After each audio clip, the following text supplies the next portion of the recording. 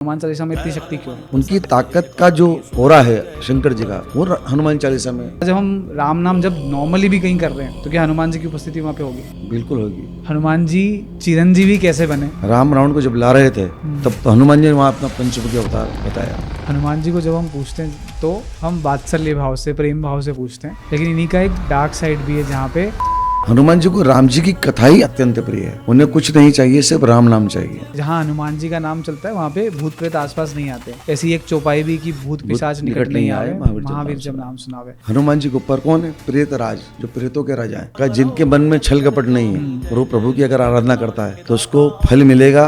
आज नहीं कल नहीं परसों। ये माँ ने यहाँ प्रश्न कर लिया, तो इतने छोटे हो। ये रावण की सेना को देखा, कितने महावीर हैं, ये कैसे जीतेंगे राम जी? हनुमान जी समझ की माँ ने मेरे को छोटा समझ लिया कि मैं छोटा हूँ। अरे मैंने तो अपना रूप बताया नहीं माँ को। सुधीर व्यास जी, स्वागत है आपका आशीष इंटरैक्शन पॉडकास्ट। जय सिया राम। जय श्री राम। पंडित जी, बहुत सारे पॉडकास्ट, बहुत सारे इंटरव्यूज़ आपने अब तक दिए होंगे, पर जब ये फिक्स हुआ कि हम आपके साथ पॉडकास्ट कर रहे हैं तो मेरे दिमाग में सिर्फ एक थॉट था कि मुझे ये पॉडकास्ट इंटरव्यू की तरह नहीं, मुझे आपसे राम जी और हनुमान जी की कहानियों का लुत्फ उठाना, चर्चा करना। ठीक है, कैसे हैं आप? कैसी चल रही है लाइफ? बिल्कुल आनंद है, खूब आनंद है। पंडित जी, सबसे पहले मैं जानना चाहूँगा आपसे हनुमान जी की प्रेजेंस के बारे में कि जब मैं 12th करके पढ़ाई करने के लिए मंदसौर गया था तो वहाँ पे मैंने पहली बार ऐसा हुआ कि मैं किसी चीज़ को लेके परेशान था, घर की चीज़ों को लेके। मैं ड्राइव कर रहा था, मैंने मंदिर में गाड़ी रोकी और मैं सिर्फ वहाँ जाके बैठ के मैंने चालीसा का पहली बार पाठ किया। जब पाठ किया तो मेरे को लगा कि मैंने फील किया पहली बार कि हनुमान जी मेरे साथ हैं। आपके लिए वो पहली बार आपको उपस्थिति कब फील हुई कि हनुमान जी आज मेरे साथ हैं? मैंने कई बार ऐसा प्रत्यक्ष अनुभव किया है कि वे अपने साथ चलते हैं, अपने दुखों में अपने साथ रहते हैं, और जब अपने विपत्ति काल आता है तो हनुमान जी साक्षात में सहायता करते हैं। ऐसा कई बार मुझे अनुभव हुआ है। मैं बीच में इसी स्थिति में था, बीमारी में, जब डॉक्टर ने मुझे वोकल कॉर्ड भी बंद होने का साफ कह दिया था कि आप अब गा नहीं पाएंगे, लेकिन आज भी मैं गा रहा हूँ। इससे बड़ा प्रमाण और कोई नहीं है। ये उनकी कृपा है। क्योंकि मेरा भाव ये रहता कि हनुमान जी को निष्काम भाव से राम जी की चर्चा सुना जाए। तो मैं विगत 28 वर्षों से राम जी को दोनों नवरात्रियों में रामचरित मानस का पाठ सुनाता हूँ कि आप पाठ सुनिए। तो हनुमान जी को राम जी की कथा ही अत्यंत प्रिय है। उन्हें कुछ नहीं चाहिए, सिर्फ राम नाम चाहिए जी। आप कहते कि सुंदरकांड सुना, तो सुंदरकांड तो हनुमान जी की खुद की लीला है। हनुमान जी की लीला हनुमान जी क्या सुनाना? सुंदरकांड राम जी को सुनाना कि आपके जो दास हैं उनने ये लीला की है। तो पिता के सामने कोई पुत्र की बड़ाई करे तो पिता कितने प्रसन्न होते हैं, वो भाव होना चाहिए। आपने बताया राम नाम जप ही हनुमान जी को प्रिय है। राम नाम जप की ताकत को एक बार समझा दीजिए कि इस शब्द में इतनी ताकत है कि हम राम नाम जप करते हैं तो ऐसा मैंने कहीं सुना था कि जब हम राम नाम जप करते हैं तो हनुमान जी की उपस्थिति वहाँ पे होती है। तो क्या जब हम राम नाम जब नॉर्मली भी कहीं कर रहे हैं तो क्या हनुमान जी की उपस्थिति वहाँ पे होगी? बिल्कुल होगी, क्योंकि कलयुग में केवल नाम का आधार है। आपके नाम अंदर भी चल रहा है तो भी आपकी काउंट हो रही है। ये मत समझिए कि हम अंदर जब कर रहे हैं तो कहीं लिखाएगा, वो ऑटोमेटिक। उसके बाद जो सिस्टम है वो किसी के पास नहीं है ना, तो सबका हिसाब रख रहा है, तो कितना बड़ा सिस्टम होगा। राम नाम की ताकत को थोड़ा सा और डीप समझाइए कि जब हनुमान जी ने जय श्री राम बोला और वो समुद्र पार करके लंका गए तो इतनी ताकत उस नाम में कैसे आई और हनुमान जी को वो ताकत राम के नाम की ताकत तो इतनी है कि जब हनुमान जी माँ सीता को सब तरह से संतुष्ट करके बातों से कि राम जी आएंगे, आप चिंता ना करें, और माँ मैं जा रहा हूँ वनगमन राम जी को समाचार सुनाने, तो जाते जाते हनुमान जी ने लंका में श्री राम का घोष किया। ठीक है। उस श्री राम के घोष से जितनी स्त्रियां लंका में गर्भवती थी सबके गर्भ गिरने लगे। राम नाम में वो ताकत है। क्यों गिराया हनुमान जी ने गर्भ? क्योंकि हनुमान जी ने विचार किया कि राम जी आएंगे, रावण को मारेंगे, बिल्कुल निश्चित है, लंका को जीतेंगे, पूर्ण विश्वास है जी। तो बाद में इन राक्षसों के बच्चे राक्षस पैदा होंगे तो वो क्या करेंगे? तो हनुमान जी ने इस विचार से सबके गर्भ गिरा दिए। तो राम नाम में वो ताकत है। हनुमान चालीसा की शक्तियों के बारे में आप बताइए। हनुमान चालीसा जब हम पाठ करते हैं तो जब भी हम उसका पाठ करने बैठते हैं, या जैसे मैं हर मंगलवार शनिवार को पाठ करता हूँ या ऑलमोस्ट हर दिन करता हूँ, तो हमको एक सडन पॉजिटिविटी फील होती है। हमको ऐसा लगता है कि हमारे आसपास में एकदम सकारात्मकताएं हो गई है। वो क्यों होता है? हनुमान चालीसा में इतनी शक्ति क्यों है? क्योंकि हनुमान जी ने का जो स्वरूप है, हनुमान जी के रुद्रांश अवतार हैं, रुद्र के अवतार हैं, तो वे साक्षात शंकर ही हैं। वो शंकर जी की प्रेरणा से सूत तुलसीदास जी ने लिखा है। तो शंकर जी की जो कृपा है औडरदानी है जी, अजन्मा है, तो उनकी ताकत बहुत है। उनकी ताकत का जो उनका जो ओरा है शंकर जी का, वो हनुमान चालीसा में पूरा दिखता है। और उन्हीं की कृपा से होई सिद्धि साखी गौरी सा, अंत में बाबा ने लिखा है कि उनकी कृपा से लिखा गया है, शंकर जी कृपा आप पर होगी जी। क्योंकि शंकर जी और राम जी का देखो आप, शंकर जी क्या शक्ति है कि राम जी कहते कि शंकर मेरे गुरु हैं, शंकर जी कहते नहीं राम जी मेरे गुरु हैं। अभी तक ये फैसला नहीं हो पाया कौन किसका गुरु है। रामेश्वरम की स्थापना हुई है ना, क्या नाम है, रामेश्वर। तो राम जी से पूछा ये आप रामेश्वर नाम, कि राम जिनके ईश्वर हैं मैं उनकी उपासना कर रहा हूँ। भोलेनाथ से पूछा कि रामेश्वर नाम लिखा है कि मेरे ईश्वर राम है, इसलिए रामेश्वर की स्थापना है। बात एक ही है, पर दोनों अपने अपनी बात से उसको सिद्ध किया है जी। कि जिनके ईश्वर जो राम के ईश्वर हैं वो है भोलेनाथ। उधर भोलेनाथ कह रहे हैं कि राम ईश्वर, रामेश्वर, राम जिसके ईश्वर हैं वो ये है। तभी तक ये भेद ही है कि कौन किसका गुरु है और कौन किसका शिष्य है। एक चीज़ जैसे अभी आपने बताया कि आपने हनुमान जी की चौपाई के बारे में बात की, जब हनुमान चालीसा की हम बात करें तो एक चीज़ है जिसके बारे में बात करना चाहता हूँ कि अभी रिसेंटली जगत गुरु श्री रामभद्राचार्य जी ने एक स्टेटमेंट दिया था कि हनुमान चालीसा जो हम पढ़ते आए हैं उसमें बहुत सारी अशुद्धियाँ हो गई है, और उन्होंने 4 स्टेटमेंट दिए कि उस चौपाई के अंदर 4 शुद्धियाँ उन्होंने बताई। उसके ऊपर आपका क्या विचार है? जैसे उनमें से एक है शंकर सुवन केसरी नंदन, तो वही स्वयं केसरी नंदन। इस पूरी वाक्य के ऊपर आपका क्या विचार? देखिए, रामभद्राचार्य जी के बारे में बोलना चाहता हूँ कि वे साक्षात ईश्वर का अवतार है। मैं तो ऐसा मानता हूँ कि मेरा उनसे साक्षात्कार हुआ था चित्रकूट में, मैं कार्यक्रम गया था। तो उनके हॉल बनाया है बहुत बड़ा उन्होंने, जहाँ पर पूरी रामचरितमानस उस हॉल में लिखी हुई है। अच्छा, है ना, सच्चा किस्सा बता रहा हूँ, मैं भी उस समय वहाँ था। ठीक है। तो 4-5 दिन बाद उस हॉल का उद्घाटन होने वाला था। तो रामभद्राचार्य जी को निरीक्षण कराया गया कि एक बार आप देख लें जी। तो अंदर चल रहे हैं, क्यों, ये कलर में थोड़ा पीलापन कम है, दिखता नहीं उनको। हाँ। पर वो कह रहे हैं सबको ये कलर में पीलापन कम क्यों है, इसको पीला करो, वो इधर आओ, ये कोई नहीं है, ये शब्द गलत है, इसको ठीक करो। फिर थोड़ा आगे बढ़े, ये सुंदर नहीं है, ये बंदर है, सुंदर कर दिया इसको ठीक करो। ओके। तो ये कौन कर सकता है? सिर्फ ईश्वर कर सकता है इसका, इसलिए साक्षात ईश्वर है। मेरे साथ एक संत गए थे जिनका नाम मैं बोल रहा हूँ, कथाकार हैं अरविंद जी महाराज जी। तो उनके केश इतने बड़े थे, जैसे साईं बाबा के होते हैं इतने बड़े केश। ठीक है। तो मैं भी उस समय वहाँ मौजूद था उनके साथ में। ऊपर उनका मिलने का समय 5 से 6। वो काउंसलर हैं वहाँ के, और वो विश्वविद्यालय चलाते हैं, उनका सब सुविधा उनके पास है, कुलपति हों। तो 5 से 6 का टाइम मिलने का था, हम भी गए साथ में। अरविंद जी महाराज भी गए, बैठे हम, कौन अरविंद, अच्छा नाम पता नहीं था, खुद बोल रहे हैं, अच्छा अरविंद नाम कथा करते हो? जी महाराज।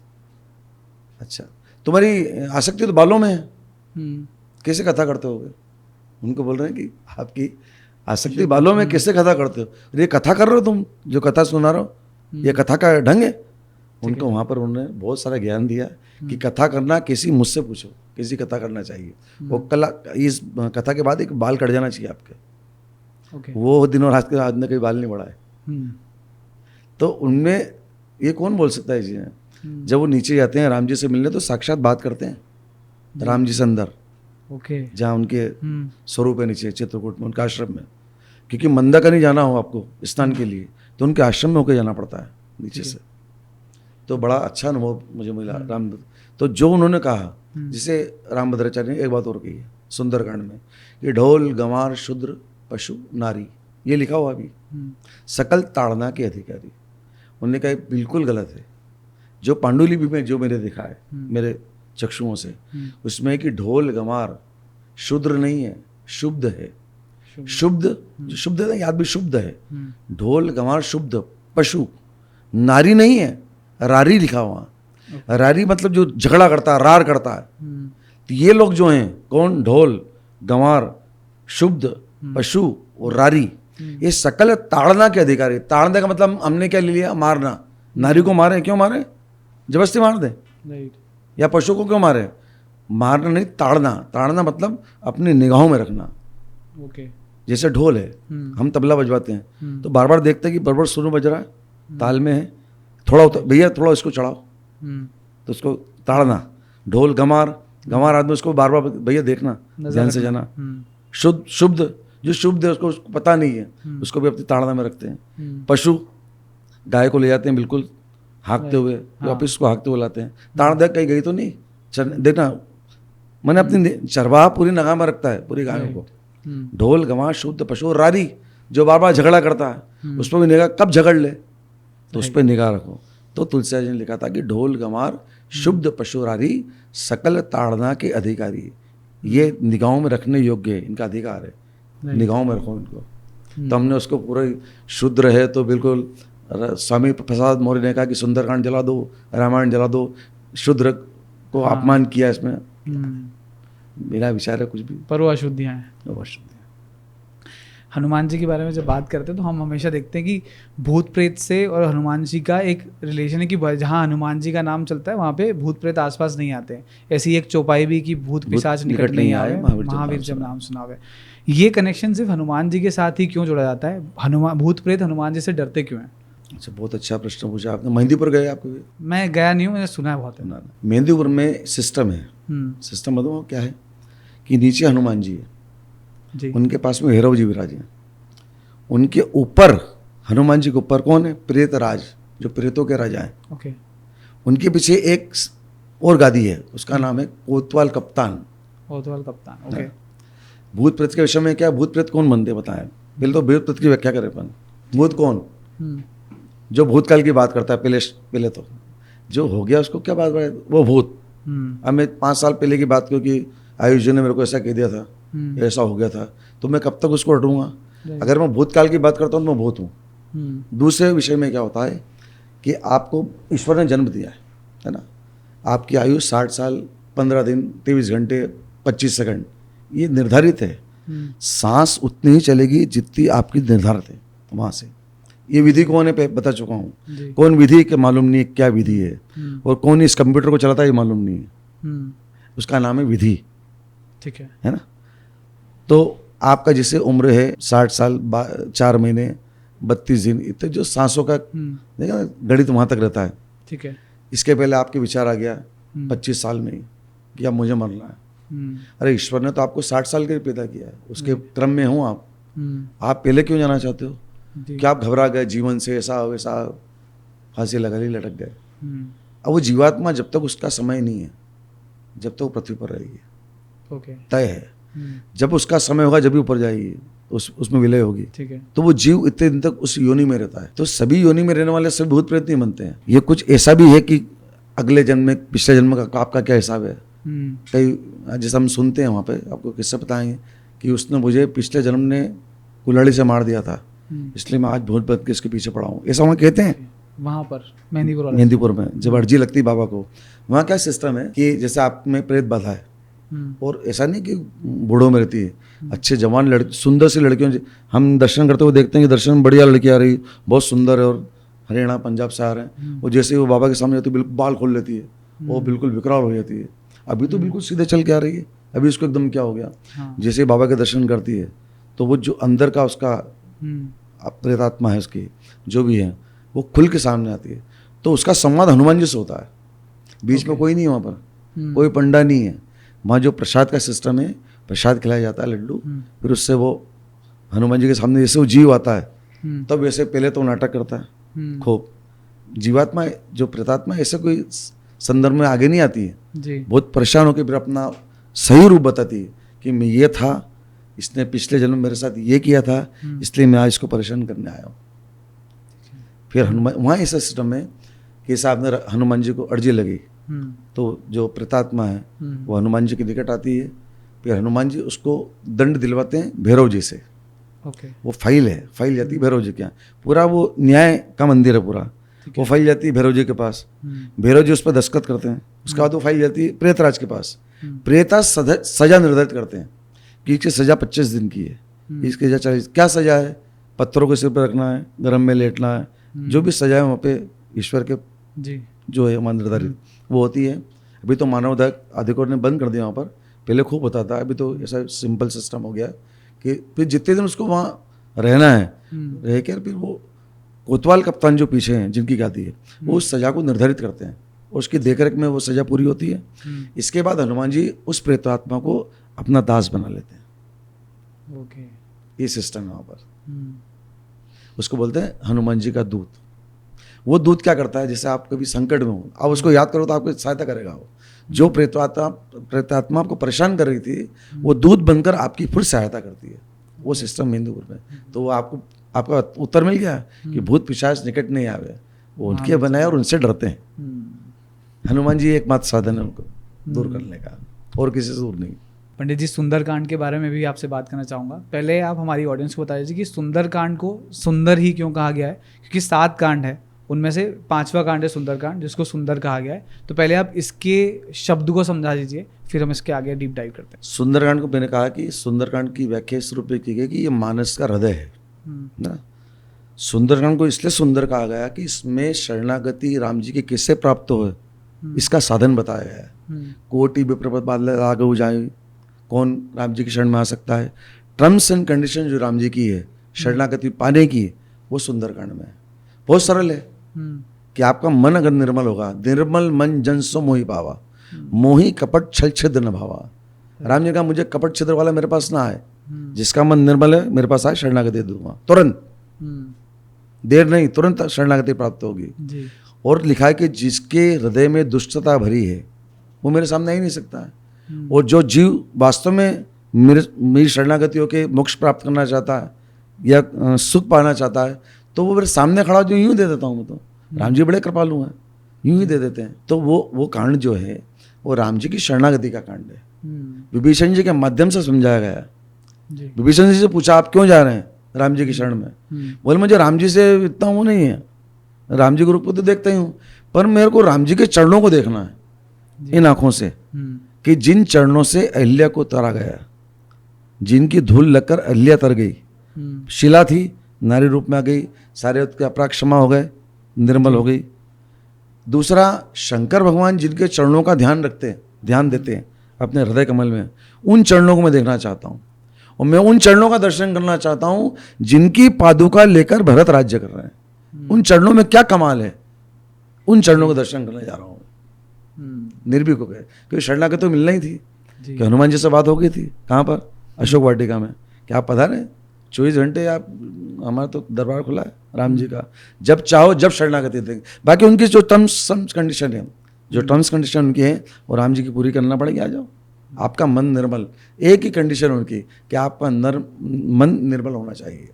मन में आपके अगर दुराभाव है, कूट भरा हुआ है, विष भरा है, तो राम जी उनको शरणागति नहीं देते। सुंदरकांड में ऐसा क्या है कि वो बाकी कांड से सबसे ज्यादा प्रचलित है? एक तो हनुमान जी की लीलाएं, उनका पराक्रम है, माता की खोज करके लाए, राम जी को समाचार सुनाए।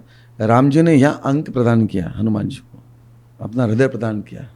बार बार प्रभु चाहे उठावा, प्रेम मगन थी उठान, वो जो पंक्ति में जो पूरा वर्णन है वो राम जी को उठाकर हृदय से लगाया।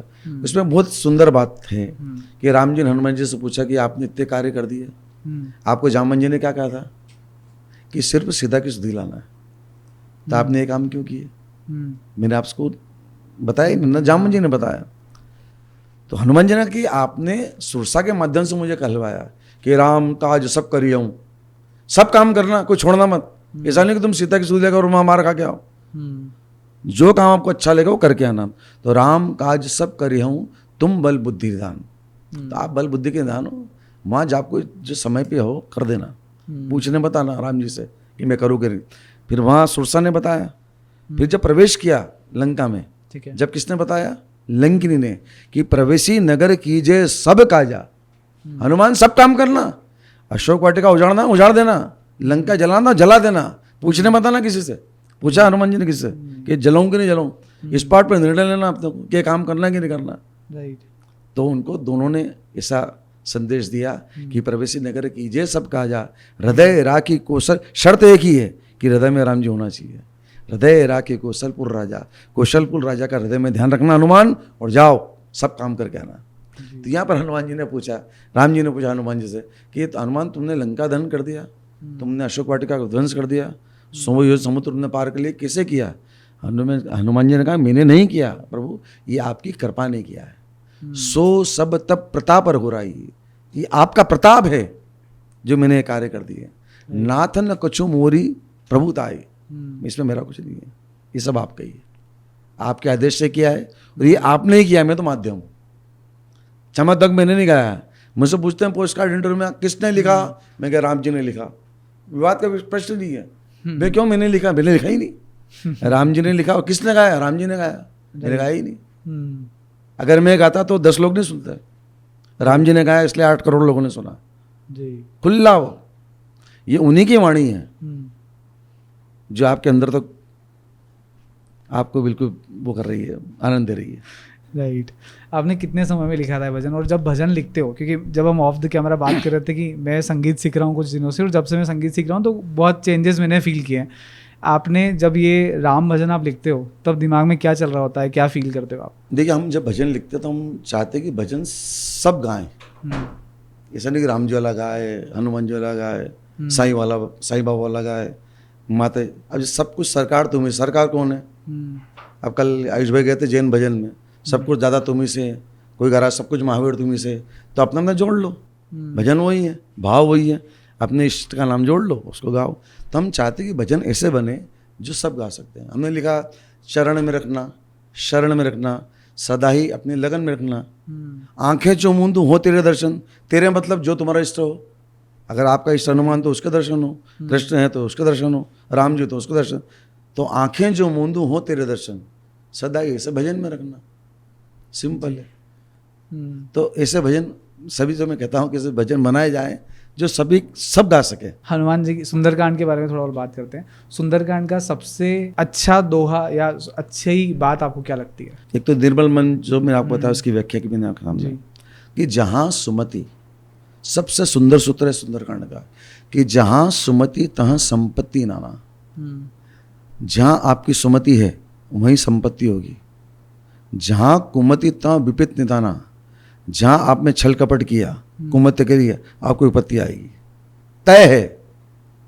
आप इसको जी लाना अपने उसमें स्वभाव में कि आपने किसी के साथ छल किया, कपट किया, धोखा दिया, धोखे से उसको लूटा, तो आप भी एक दिन लूटेंगे और उससे डबल प्लस में। कृपा की है इस पर तो कृपा 10 गुना लौट के आएगी।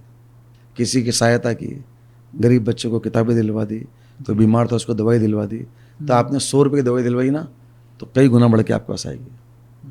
आपका भाव निर्मल होना चाहिए बस।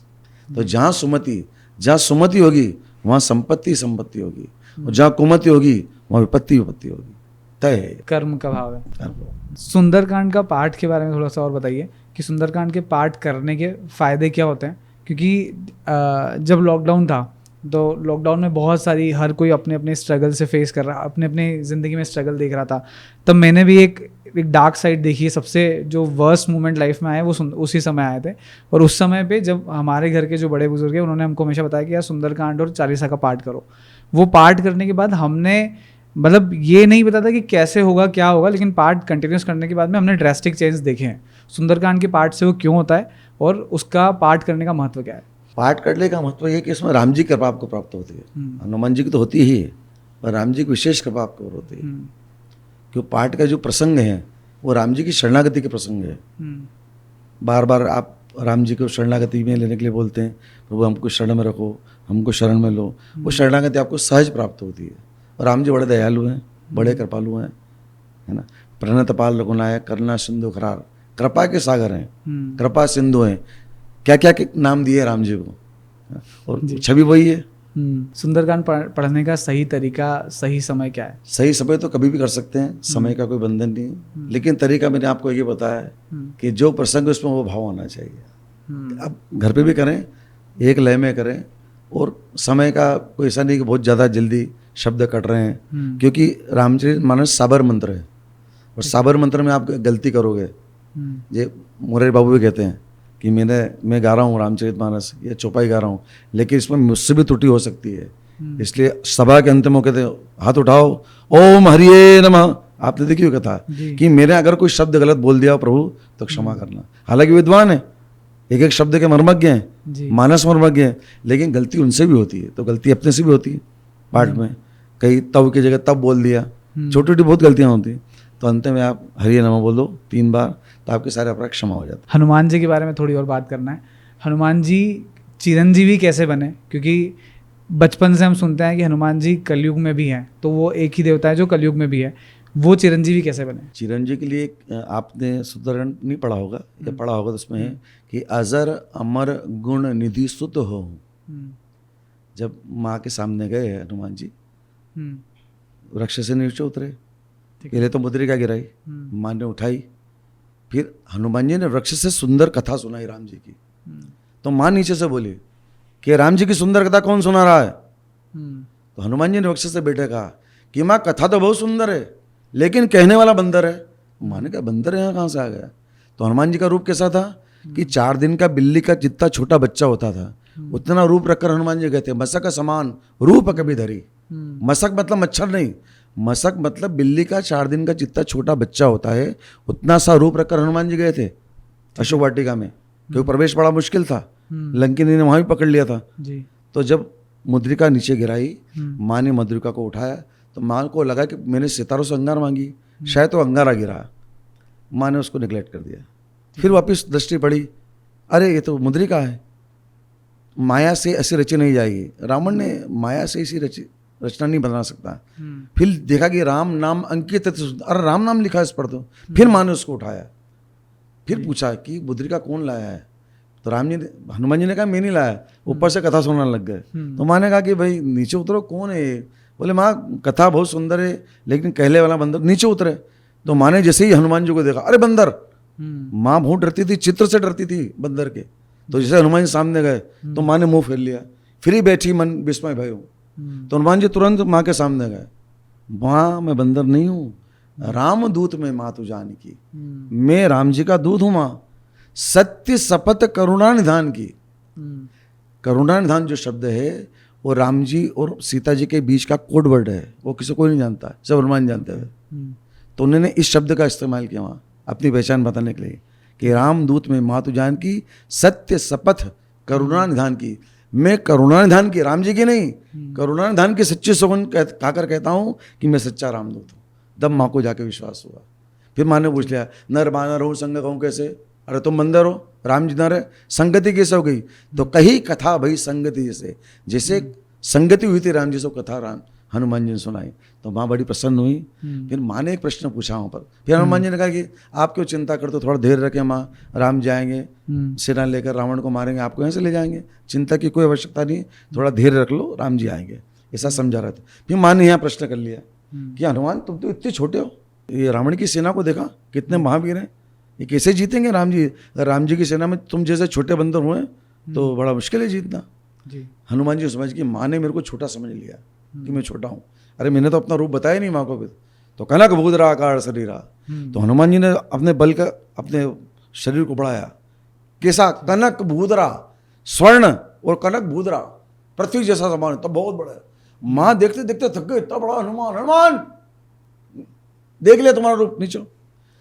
तुरंत हनुमान जी छोटे हो गए। फिर वहाँ हनुमान जी कहा, सुनी माता शाखा मृग नहीं बल बुद्धि विशाल। माँ हम तो इस डाल से उस डाल पर कूदने वाले बंदर हैं, हमें इतना विवेक कहाँ है? तो राम जी की कृपा है, और राम जी की कृपा जिस पर हो जाए तो एक छोटा सा सर्प बड़े गरुड़ को खा सकता है। तो बड़ी माँ को बड़ी अच्छी बात लगी। मन संतोष सुरत कभी बानी, मन को संतोष हुआ माँ को। तो माँ ने फिर ये आशीष दिया कि हनुमान अजर अमर गुण निधि सुत हो, अजर हो। माँ आशीर्वाद दे रही, हनुमान सामने खड़े कि हनुमान अजर हो। अजर मतलब कहीं बुढ़ापा ना है, जैसे हो वैसे रहोगे। तो हनुमान जी ने ध्यान नहीं दिया।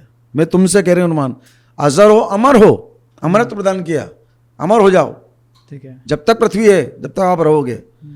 अजर अमर गुण निधि हो जाओ, गुणों के खान हो जाओ, सब गुण तुम्हारे पास हो। हनुमान जी ने ध्यान नहीं दिया। मैंने कहा तुमसे कह रहा हूं हनुमान, अजर अमर गुण निधि सुत हो। सुत मतलब पुत्र मान लिया, तो भी हनुमान जी नहीं माने। माँ समझ गई कि इसको ये वर नहीं चाहिए, इसको तो राम जी के चरणों की सेवा चाहिए। फिर माँ ने कहा, अजर अमर गुण निधि सुत हूँ, करहूँ बहुत रघुनायक छूं। तुम पर आजीवन प्रभु श्री राम कृपा करें।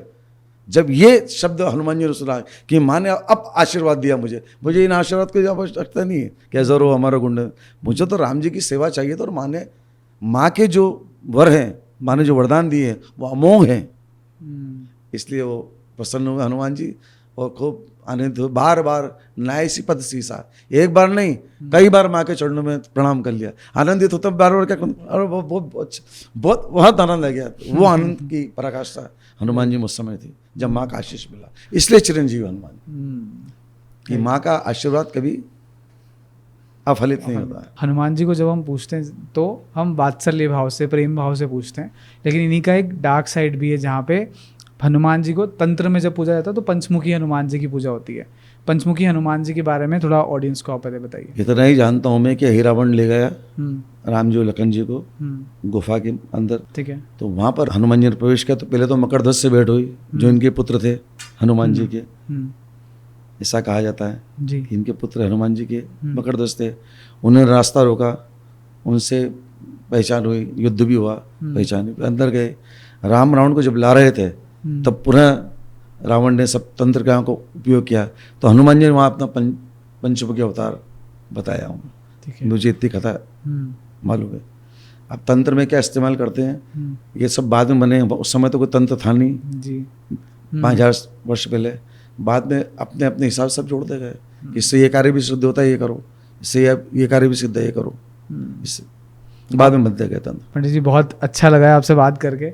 चाहूँगा हम आगे भी और पॉडकास्ट करें हनुमान जी के बारे में, बहुत अच्छा लगा है। लेकिन पॉडकास्ट एंड करने के पहले एक फाइनल, अगर आपको सुंदरकांड की पूरी व्याख्याओं से, पूरी दोहों से, अगर आपको एक हमारी ऑडियंस जो इस वक्त सुन रही है उनको अगर आपको फाइनल मैसेज देना है तो what would be your last message? बस जिनके, मैंने आपका, जिनके मन में छल कपट नहीं है और वो प्रभु की अगर आराधना करता है तो उसको फल मिलेगा, आज नहीं कल नहीं परसों मिलेगा, और इतना मिलेगा। पहले अपन कहते छप्पर फाड़ के भगवान देता है, तो पहले खपरेल हुआ करते थे, अब तो आरसीसी की बिल्डिंग है, तो पहले छप्पर फाड़ के धन बरसता था, और अभी क्यों कहाँ बरसता है? आप किसके लिए कर रहे हैं पॉडकास्ट? मीडिया में छा जाए थोड़ा। तो आजकल मीडिया छप्पर है, हिट हो गए फिर रोज नोट गिनो, राइट, ठीक है ना। बहुत बहुत धन्यवाद। आपके भाव निर्मल होना चाहिए बस। जय श्री राम। जय श्री राम।